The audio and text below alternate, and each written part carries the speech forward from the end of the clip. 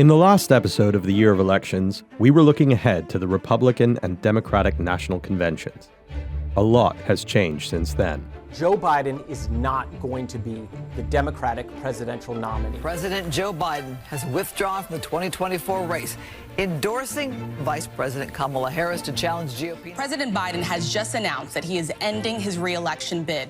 Just moments ago, the president... The U.S. Vice President Kamala Harris has moved up the ticket and is now running for the presidency. She will be the one to take on former President Donald Trump for the White House. And they have nominated Coach Walz and me to be the next Vice President and President of the United States of America. After all, this is an historic election for America.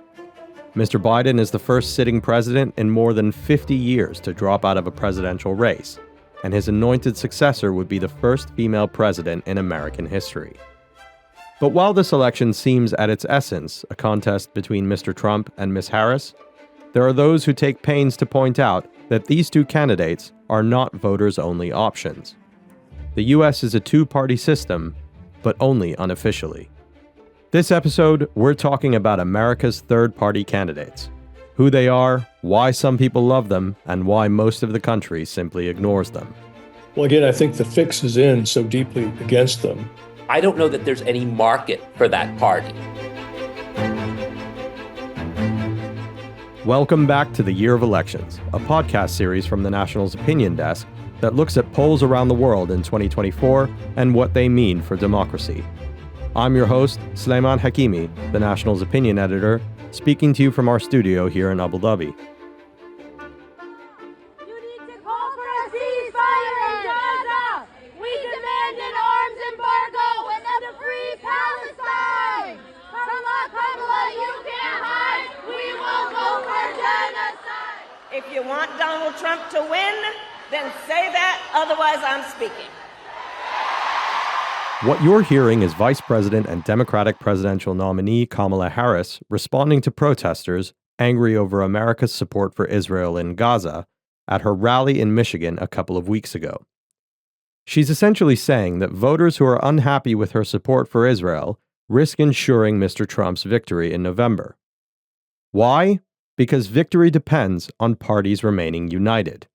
And those protesters in Michigan are part of a movement pledging to withhold votes for the Democratic Party until it changes its policy on Israel. And now Kamala Harris has to deal with a new rival from a third party, someone who is also on the left, but takes a more sympathetic view to Palestine, drawing support from her base. What are you hoping to get out of this campaign? What would your day one agenda be? Okay, so day one agenda is picking up the phone and calling Bibi Netanyahu and telling him that our support has ended, until the occupation is over, until the genocidal war on Gaza is over. That's Jill Stein. She's a Jewish American physician who turned to politics in the early 2000s.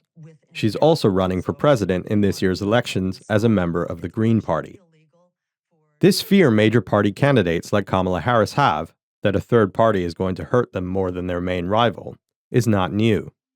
There's a bit of history in the U.S. of blaming third-party voters for defeats, and if Ms. Harris continues to ignore large sections of her party's concerns over Gaza, some of them may turn to Jill Stein. Ms. Stein is among a few candidates, including names like Robert F. Kennedy Jr., running to shake up the two-party hold on the American electoral system. Beating what they might call a failed two-party system is a huge part of their platform. They aim to connect with voters who are unimpressed or discouraged by the consistent choice between two parties that don't align with their views. These voters feel they shouldn't have to choose the lesser of two evils. And truth be told, there are a lot of voters in America who feel some level of resentment towards both the Republicans and the Democrats. The last presidential election in 2020 saw voter turnout soar to a level America hasn't seen in decades. But even in that highly subscribed election, more than a third of eligible voters didn't bother turning up to vote. If, even on a good day, 1 in 3 voting-age Americans is uninspired by the country's two biggest parties, why have the alternative visions presented by third parties never managed to find much success?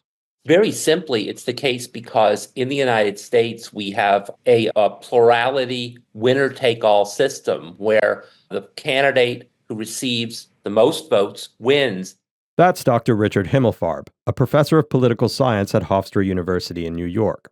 I asked him why, when we look at elections across the West and usually see 3 or more parties forming coalitions, in the United States we only see Democrats and Republicans time and time again. There's no prize for finishing second or third or fourth, as you see in many parliamentary systems.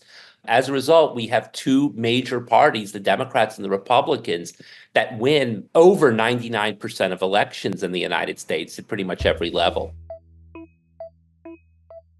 What Dr. Himmelfarb is describing is often referred to as the first-past-the-post system. It's used by governments across the globe. It was born in Britain and has been used there to elect members of parliament since the Middle Ages. And while it was picked up by most other English-speaking democracies, many, like Australia and Ireland, eventually dropped it to develop their own systems. Today, the US is one of just a few former British colonies that still use first-past-the-post. It's essentially a winner-take-all system. Each voter casts their ballot for a single candidate, and the candidate with the most votes wins. It seems simple enough, but in the US, the system has taken part of the blame for consistent third-party failures in presidential races. Third parties can get a foothold in the United States system. However, they have to have some type of specific appeal. They have to either have a regional appeal. So in the United States, we've had third parties, for example, or third-party candidacies that have been somewhat successful that have arisen from the South. So you had people from the South, and the South had specific regional issues that were important. The other way that you have third parties arise is when there is some type of overwhelmingly important philosophical or ideological issue. In this election, one such issue might come to mind.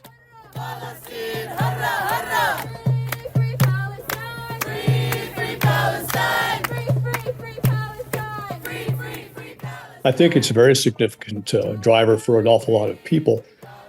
That's Skip Kaltenhauser. He's a journalist and political commentator. He's written extensively about Israel and Palestine, more specifically, how that issue fits into the context of American politics and democracy. I think that Kamala Harris is very ill-advised if she does not go forward and make a very strong statement on a ceasefire and going beyond ceasefire, calling for the cessation of weapons to Israel. And if she doesn't do that, I think a lot of people will remain very dubious of what her actual position is. And that could hurt her. It could hurt her, especially in swing states where an electorate could go either red or blue, like Michigan, where Ms. Harris pulled this stunt just a couple of weeks ago. If you want Donald Trump to win, then say that, otherwise I'm speaking. Michigan is home to a sizable Arab American population, and while it's just a small portion of the United States as a whole, the Arab American voting bloc has become a critical one for both Democrats and Republicans because of its hold on this particular swing state. In February, organizers in Michigan led what they called the uncommitted movement during the Democratic primaries. They marked their ballots uncommitted in an effort to show Mr. Biden he couldn't count on the Arab American vote in Michigan until he changed his policy on Israel. Uncommitted got more than 100,000 of the state's Democratic primary votes. In 2020, Mr. Biden beat Mr. Trump in Michigan by just 154,000 votes. Here's Dr. Himmelfarb again. Interesting is that it appears that the people who are pro-Palestinian, pro-Hamas, anti-Israel are a relatively small sector of the Democratic Party. They're very vocal, they're very active on social media, but my sense about them is that they are more 15, 20% of the party. They're not the majority of the party.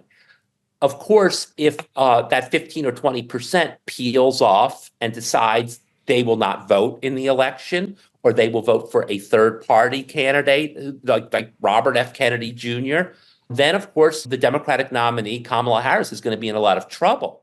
What tends to happen in this case is third-party voters and candidates are scapegoated for subsequent Democratic losses. We've seen it happen before.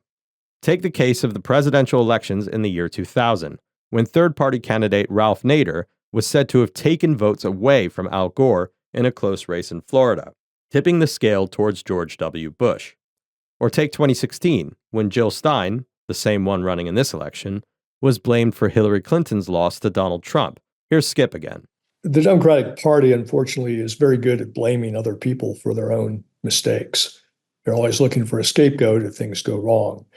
And they did that to Ralph Nader because of the Florida vote and what was a very close vote with so many controversies. So in a very close race, a lot of people looked at Ralph Nader and then tried to blame him for Gore losing. There were 308,000 registered Florida Democrats who voted for George Bush. There are hundreds of thousands more who simply didn't show up to vote. There was 7 other third parties, all of which could have made a difference theoretically if everybody moved in lockstep. But what the Democratic Party did was just try, and a lot of pundits have picked up on it, and it's been accepted as gospel, tried to blame Ralph Nader. For the most part, in recent U.S. history, the blame game has happened when Republicans win. Successful third parties have been framed as taking away votes from Democrats. I asked Professor Himmelfarb why that is. In the United States, we have a culture that is deeply divided along partisan lines, but also along ideological and philosophical lines. There are really 2 Americas that believe very different things about this question of what is the good, what is the right thing, what is the right role, proper role of government, what's the proper role of the United States in the world. To the extent that we would have a third party in the United States, it's more likely that we would end up with a third party of people on the far left that would say that the Democratic Party was too centrist, or people on the far right who would say that the Republican Party was too centrist. Do you think to some extent the problem is just a bit of inertia? This is the way things have always been, and it's just hard to change things. You know what? That's a really good question. And the answer is, I'm going to punt on that and say it's difficult to say. There are just over 2 months remaining until the U.S. elections, and we may be in store for more surprises as the race unfolds. In the coming weeks, third parties may just be the ones to watch. Thanks a lot for listening. If you enjoyed this podcast, you can follow and subscribe to get all the latest episodes as soon as they come out. This episode was produced by Yasmina Taji, and I've been your host, Sleiman Hakimi.